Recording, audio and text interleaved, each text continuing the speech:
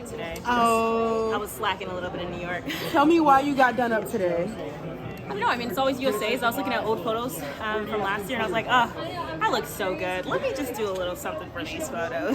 You should. Now, everyone knows you just qualified for the next round in the 15. No surprise, though. We knew that was going to happen. That was the plan. Yes. But personal best, did it feel easy? How did it feel? I mean, running-wise, like pace-wise, it was fine. But the actual commotion of the race was not fine. I found myself like going in and out, trying to get into position again and again, I guess because it was a little bit slower in the beginning. And I was like hitting people were clipping on my feet. So, I mean, I guess that's what these vets in the 1500 got. Just a lot more training within the, chaotic race. Is that something that you're used to, all the clutter and clamor going Absolutely on? Absolutely not. I mean, when it comes to the 800, there's a lot of athletes, but 8 at most. And I mean, I feel like once we get into position, we're kind of, in line. There's only 2 laps, so there's not much moving and grooving you can get done if you want to expend, without expending your energy. Versus the 15, you got 3 laps, 3 3/4, so there's a lot of time for you to go in and out and, find your position, so that's much different. If you make the team, would you run the 8 and the 15 at Budapest or not? I don't know if I should make you guys go crazy and say yes, or if I should just tell you the truth. Probably not. I mean, I feel like we'll just stick to the 800 most likely. I mean, we just want to do this for training, get over 2 minutes when it comes to running on the track, and that's what we did today, and maybe we'll do it on Saturday as well. Will you run the final? We'll see how I feel tomorrow. So obviously Bobby's a sprint legend. What's he like as a 15 coach? I mean, I feel like for me, being a kind of versatile athlete where I've gone from the 4 to the 15, in high school, even college as well, occasionally, I think he's kind of just taking what he knows about the 800 or what he knows about just any race. He's, just because he doesn't coach these athletes doesn't mean he's not super into the sport in terms of just watching 5Ks, watching 10Ks. 10Ks are his favorite races to watch. So, I mean, I think he gets a little bit of knowledge from those races and just, reading books and things like that. So, I mean, training hasn't changed too much. We've just been getting a little bit more volume in, I guess. But other than that, I mean, we've just been working on the same things. He clearly believes in his athletes. Oh, yeah. And he did that interview a couple months back where he kind of put you in a gold medal potential conversation for the 1500. When you see things like that pop up, I guess, and then you see what Faith Kipyegon runs. Oh, yeah. For you, I guess, what do you think of your own sort of potential in the 1500 someday? I mean, I feel like every race, 4, 8, or 15, I haven't gotten my fullest potential out, and I think being with a coach like Bobby, he knows how to get me to that level, and I feel like I'm still kind of an amateur just in terms of reaching my potential, and so I think the sky's the limit. I mean, I feel like, me coming out here PRing by 6 seconds, it's only been, 2 years. I mean, given that's a long time, but that's still a really big jump, and so it just goes for how he knows about, what he knows about track and what he knows about, teaching his athletes about, how to run and things like that. Who brought up the idea of running the 1500 here and maybe in the future? Was that something you brought to him, or was that something he said to you? Yeah, I mean, I think if we don't have to run the 800, we didn't want to run the 800, and I mean, coming here, if I ran an 8, I'd probably run 1 round just to get, again, my legs moving a little bit, but since I did run it in New York, it wasn't that big of a deal to come out here and do it. So, I mean, we were supposed to run the 15 in LA, and so just coming out here and doing it now while there is some really good competition, I mean, I think it's better mentally, it's good to feel the environment, and also obviously for working out as well. You mentioned the focus being the 8 for this summer's race, obviously. Yeah. Do you think that's going to be the same next summer, or do you think things could change over the next year? Yeah, things could definitely change next year. I mean, I think this year, just because, again, as I've said multiple times, adjusting to new training, new environment, new everything, and so we kind of just want to keep things of the norm. I mean, doing a 15 is not that crazy, because I've done it before. It'd be different if I did a 3K or something, but it's just a 15, and so, I mean, we're just training. We're just doing, we do volume in practice, and so why do it in practice when we can just come out here and do it on the track, And so, yeah, we're just having fun with it. Would you race more frequently if you could? You don't race very much at all. Who makes that decision? Yeah, I mean, this year has been so great for me mentally. I mean, it's just been such a relief. I haven't really put myself out there as much, and I mean, coming into these meets, whether it's a small competition, big competition, there's just so much pressure just overall.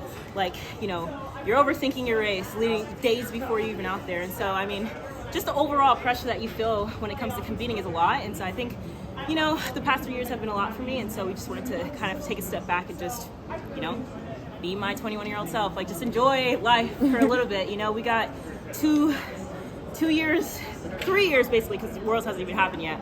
2 years we're doing championships and championships back to back, and so it's a lot. So I think we just wanted to again take a step back and just enjoy where we were at.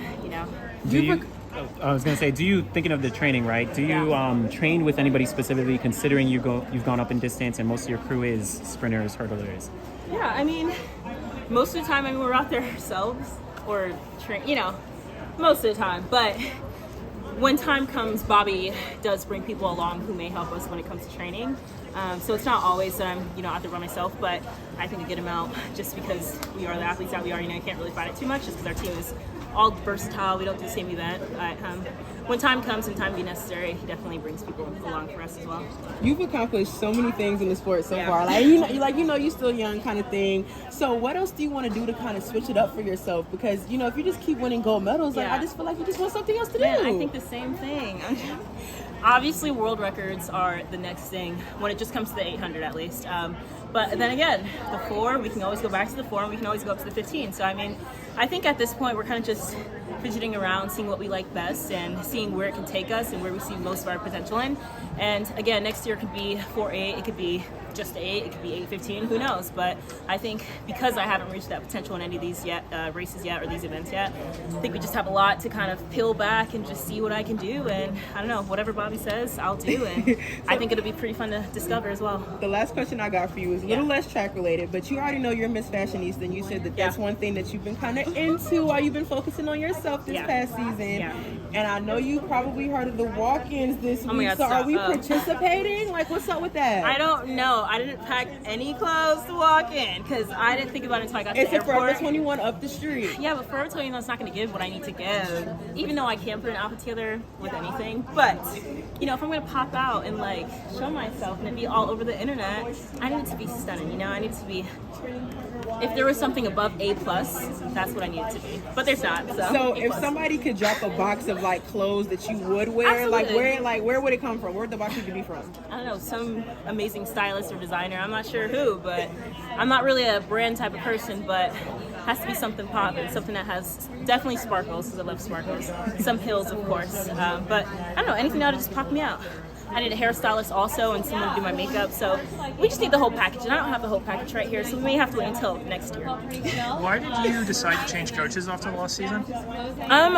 I think it's just a time for a change. I spent my second year still at the university, and the opportunity to be with Bobby came up after Worlds, and so I thought it was a really great idea just to kind of see where I could go when it comes to the 800, 400, 1500, just see where training could take me when I did new environments, and also get into a more, professional environment versus being in a college area. And guys it have anything to do with your off-the-track interests, being based in LA as opposed to being in College Station? Yeah, at first, I guess I did think about it, but I think most of all, the first priority was track and field. But yeah, thinking about LA and how it's just the spot where everyone is, you kind of can do everything without going too far. I think that was definitely something I took into consideration also, just because I knew off the track I would see a lot more. And you noted, who knows what will happen in terms of events that you'll go through the years, but do you always want to still be in consideration for the 4x4? Do you want to get in that relay again? I think the 4x4 is awesome. I would love to still be in contention with it. I definitely haven't stopped thinking about it. Tokyo was a super great time for me, and I just enjoyed running 4x4s in college as well. And so if I get chosen, I would love to be on it. If not, I'll stick to my events, and I will get just as much running out of it as I do in my as I do if I ran the 4x4 as well. And so, if I get chosen, USA, we have a stacked field for the 4x4, so it's kind of hard to know who's going to be on it, but of course, if I got a chance, I would definitely love it. From the outside, Bobby's decision-making process seems to be very mysterious. Is that how it feels from the inside, and how's that been adjusting to his approach? Yeah, for me, I always trust my coach, whether it was youth, college, whatever. I trust my coach, trust his decisions, trust where he's taking me. And so when it comes to Bobby, I think we just take things step by step. He obviously has a vision in his mind for later on.